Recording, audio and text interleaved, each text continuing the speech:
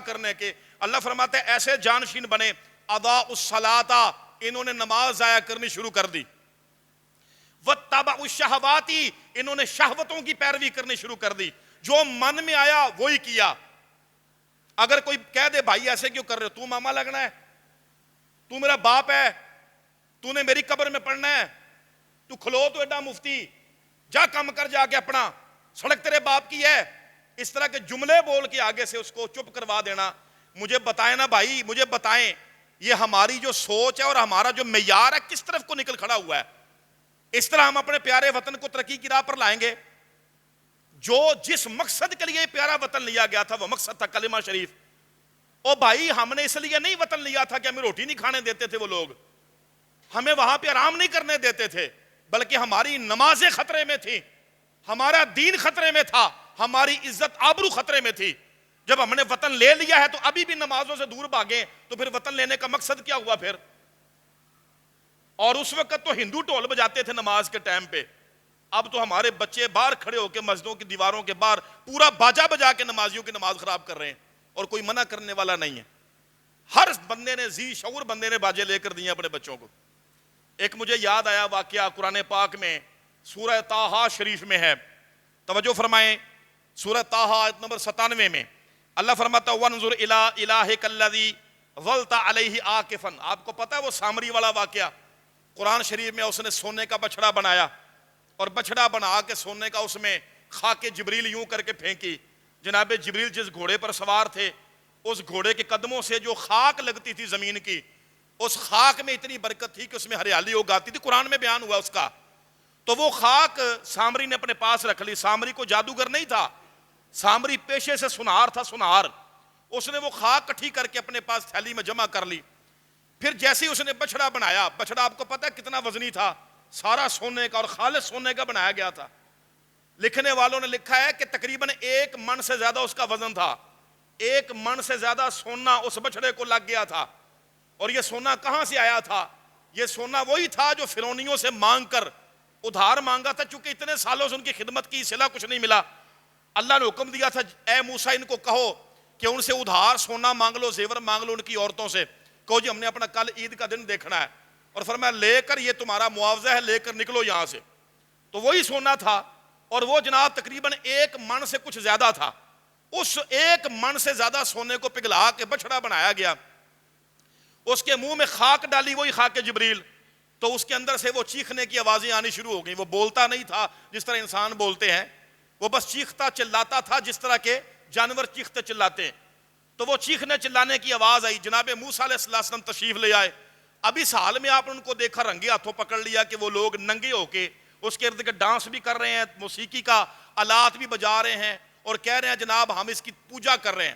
اور سامری آلتی پالتی مار کے اس کے سامنے بیٹھا ہوا ہے. اور آپ سمجھ رہے ہیں چونکڑی مار کے، جو ہم پنجابی میں کہتے چونکڑی مارنا، اس کو آلتی پالتی مارنا نہیں کہتے. آلتی پالتی مارنا اور ہوتا ہے. کبھی کسی ہندو پجاری کو دیکھے بت کے سامنے کس طرح وہ بیٹھا ہوتا ہے. آلتی پالتی مارنے کا طریقہ یہ ہوتا ہے کہ ایک اس طرف سے جو پیر نکلا ہوا ہے اس کی ہتھیلی کا رخ بھی اوپر ہو، اور ادھر سے جو پیر نکلا اس کی ہتھیلی کا رخ بھی اوپر ہو. دونوں پیروں کی ہتھیلیوں کا رخ اوپر کو کرنا دکھنے میں تو لگتا ہے 4 زانوں بیٹھا ہوا ہے، لیکن یہ دونوں ہتھیلیوں کا رخ اوپر کی طرف کرنا یہ ہندوؤں کا اور مشرکوں کا خاص طریقہ ہے بتوں کے سامنے بیٹھنے کا. اس کو آلتی پالتی مارنا کہتے ہیں. قرآن نے اس کو بیان کیا، فرمایا ظلت علیہ عاکفاً، اس کے سامنے آلتی پالتی مار کے تو بیٹھتا ہے اے سامری. تو سامری کو رنگے ہاتھوں پکڑ لیا، جو سزا لوگوں کو دینی تھی دی. اور سامری کو بعد میں اللہ نے کیا فرمایا؟ جناب موسیٰ علیہ السلام نے کیا فرمایا؟ فرمایا تو اب جس کے سامنے آلتی پالتی مار کے بیٹھا، اب دیکھ تیرے خدا کے ساتھ کیا ہوتا ہے. لَنُحْرِقَنَّهُ، تیرے خدا کو ہم جلائیں گے. ثُمَّ لَنَنْسِفَنَّهُ فِي الْيَمِّ نَسْفًا، پھر دریا میں اس کا ذرہ ذرہ بہا دیں گے. میں اس پر تھوڑی توجہ چاہوں گا. یہ واقعہ ہوا، جناب موسیٰ علیہ السلام نے سارا بت جلایا، پگھلا کے اس کا ذرہ ذرہ کر کے، یعنی قطرہ قطرہ کر کے دریا میں بہا دیا، تاکہ کل کو کوئی اس کی اجزاء بھی اکٹھے نہ کر پائے اور اکٹھے کر کے دوبارہ نہ بنا ڈالے کہ جی یہاں پہ دفن ہے، یہاں سے نکالو ہمارا پرانا خدا موسیٰ نے یہاں پہ دفن کر دیا تھا. اور سنیں یہ سونا تھا. کیا تھا؟ کتنا سونا تھا جی؟ پھر سے بولیں. 1 من سے زیادہ سونا تھا. من 40 کلو کا ہوتا ہے، 40 کلو سے بھی زیادہ سونا تھا. مجھے بتائیں سونے کا ریٹ آج کل تولہ کے حساب سے کتنا زیادہ مہنگا ہے؟ 5 لاکھ تقریباً، یا اس سے بھی اوپر ہوگا، ہے کہ نہیں ہے؟ چلیں اندازہ لگا لیں، 5 لاکھ کر لیں۔ او بھائی یہ جو باجا یہ کتنے کا ہے؟ باجا 100-200 کا ہے نا۔ توجہ فرمائیں ذرا، بات سمجھانے والوں، قرآن پاک سے کیا ثابت ہو رہا ہے؟ جناب موسیٰ علیہ السلام نے اس چیز کو، حالانکہ وہ سونا ہے اور 1 من سے بھی زیادہ سونا ہے، کتنا قیمتی ہوگا آج کل کے حساب سے؟ آپ خود حساب لگا رہے ہیں، آج کل کے حساب سے تولہ سونا جو ہے وہ 5 لاکھ کو پہنچا ہوا ہے۔ تو جناب 40 کلو سے بھی زیادہ سونا کتنے کا ہوگا اندازہ کر لیں۔ جناب موسیٰ نے یہ نہیں دیکھا بڑی قیمتی چیز ہے، اس کو پگھلا کے برتن بنا لیتے ہیں، کوئی اور چیز بنا لیتے ہیں، کسی کا کام آ جائے گا۔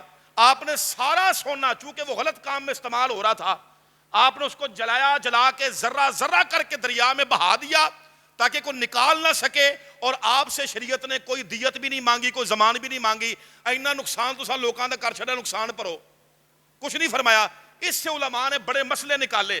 علماء فرماتے ہیں ہر وہ چیز جو حرام ہے، ہر وہ چیز جو حرام ہے، جس کا استعمال حرام ہے، اگر آپ کسی بندے کی زجرن توبیخن اور جناب اس بندے کی تعزیرن لے کر ضائع کر دیتے ہیں تاکہ وہ بندہ حرام کام میں نہ پڑے، تو شریعت اس کا زمان بھی آپ سے نہیں لے گی۔ ایک بندہ شراب پیتا ہے، شراب کی بوتل چھین کر اس کو زمین پر دے کر توڑ دیں تو آپ پر بوتل کا زمان لازم نہیں شرعی طور پر۔ کوئی جج بھی شرعی طور پر آپ سے نہیں کہہ سکتا بوتل اتنے کی تھی، اب تجھے اتنے پیسے پڑ گئے اس کو پیسے دے۔ نہ حرام کام کی زمان نہیں ہوتی۔ تو یہ جو لوگوں کا جینا حرام کیا ہوا ہے اور یہ جشن آزادی کے نام پہ بدھو بنایا ہے، شیطان کو خوش کیا جا رہا ہے، رحمان ناراض ہے، رحمان کا رسول ناراض ہے۔ اگر آپ لوگ اپنے بچوں سے باجے چھین کے رکھ لیں گے یا توڑ ڈالیں گے تو بھائی آپ سے کوئی بھی زمان شرعی طور پہ بنتا ہی نہیں ہے۔ ٹینشن لینے کی ضرورت نہیں ہے، جان چھڑوائیں، بچوں کو یاد کروائیں، بچوں کو بتائیں ہم نے پاکستان کیسے لیا ہے، بچوں کو پتہ ہو یہ قربانیوں کی قیمت کیا ہے۔ ہمارے بچوں کو پتہ تک نہیں ہے، بچوں کو ماں باپ بتاتے تک نہیں۔ ہماری دادی صاحبہ وہ ہمیں رات کو جب ہم لیٹتے تھے تو دادی جان ہمارے پاس بیٹھ کے ہم بچوں کو پاکستان بنتے وقت جو انہوں نے مصیبتیں دیکھی تھی ہمیں ساری بتایا کرتی تھی۔ اور اللہ کا شکر ہے بچپن سے ہی ہمارے دل میں اس قربانی کی قدر بیٹھی کہ ہم نے پاکستان، ہمارے بڑوں نے اتنی مصیبتوں کے ساتھ لیا ہے تو پاکستان کے بارے میں دل میں محبت پیدا ہوتی ہے۔ اور ایک حدیث ہے، روایت کی جاتی ہے، حب الوطن من الایمان، کہ وطن کی جو محبت ہے وہ بھی ایمان کا حصہ ہے۔ یہ سند کے لحاظ سے تو بے اصل ہے، لیکن امام سخاوی کہتے ہیں کہ اس کا متن صحیح المعنی ہے، اس کا معنی، اس کا متن جو صحیح ہے کہ واقعی یہ ایمان کا تقاضا ہے وطن سے محبت ہونا۔ تو میرے بھائی ہمیں اصل میں لائن ہماری خراب ہو گئی ہے، یہی تو وجہ ہے۔